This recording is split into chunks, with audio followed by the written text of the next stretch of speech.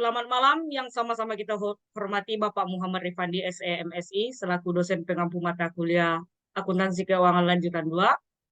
Baik, di sini kami akan mempresentasikan hasil diskusi kami yang berjudul tentang Waskita merespon dugaan manipulasi laporan keuangan. Sebelum kita masuk kepada materi, izinkan kami untuk memperkenalkan kelompok kami.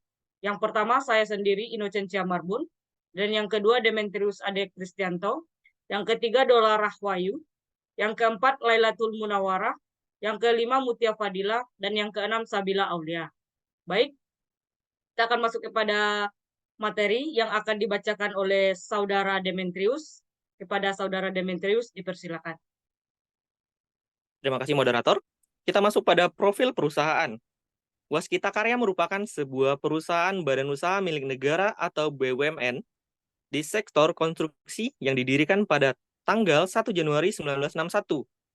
Waskita Karya dikenal sebagai salah satu kontraktor dengan pengalaman dan keahlian yang luas dalam bidang konstruksi.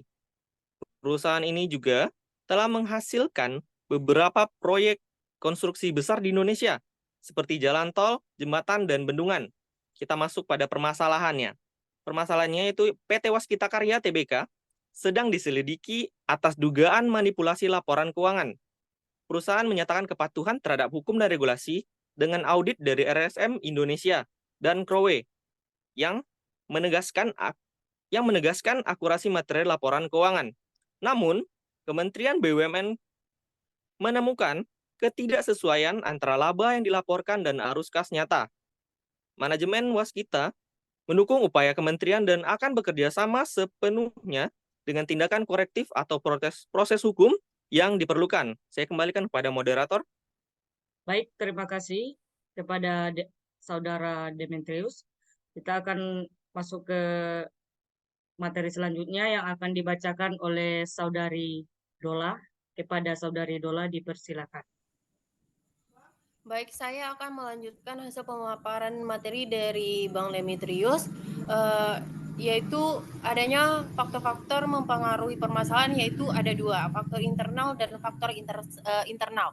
Di dalam faktor internal, yang pertama adanya pengelolaan keuangan. Dugaan manipulasi laporan keuangan yang mengindikasikan berbeda antara laba yang dilaporkan dengan arus kas sebenarnya.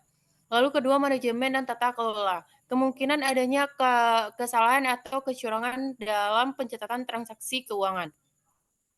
Lalu adanya faktor eksternal. Di dalam faktor eksternal terdapat regulasi dan pengawasan. Tekanan dari regulator, dalam hal ini Kementerian BUMN yang menemukan ketidaksesuaian dalam laporan keuangan. Lalu tekanan pasar dan ekonomi. Situasi ekonomi yang mungkin mempengaruhi arus kas perusahaan dan memicu upaya memanipulasi untuk mempertahankan citra keuangan yang sehat. Baik, dilanjutkan, kembalikan kepada moderator. Terima kasih kepada Saudari Dola Rahwayu, dan materi selanjutnya akan dibacakan oleh Saudari Lailatul. Dipersilakan. Baik, saya akan melanjutkan materi yang dibacakan oleh Dola, yaitu solusi terhadap permasalahan. Untuk menyelesaikan permasalahan di PT Waskita Karya Tbk, langkah pertama yang perlu diambil adalah meningkatkan tata kelola perusahaan dengan memperkuat sistem kontrol internal dan audit untuk mencegah manipulasi laporan keuangan. Transparansi harus ditingkatkan dengan menerapkan kebijakan pelaporan yang lebih ketat dan mengadakan pelatihan reguler tentang kepatuhan dan etika bisnis.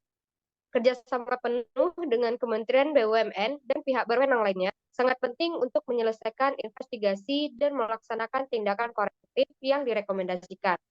Perusahaan juga harus mengkomunikasikan langkah-langkah perbaikan kepada pemangku kepentingan untuk memulihkan kepercayaan publik dan investor.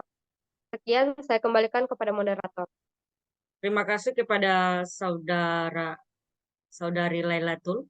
Baik, kesimpulan dari pembahasan kami yaitu laporan keuangan konsolidasi biasanya mencakup evaluasi kinerja keuangan secara menyeluruh, seperti pertumbuhan pendapatan, profitabilitas, likuiditas, dan solvabilitas perusahaan.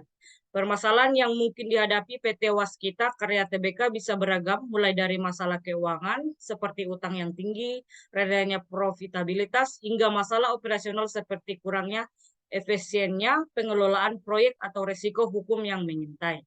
Kesimpulan ini penting untuk memberikan gambaran komprehensif tentang kondisi perusahaan dan rencana aksi ke depannya.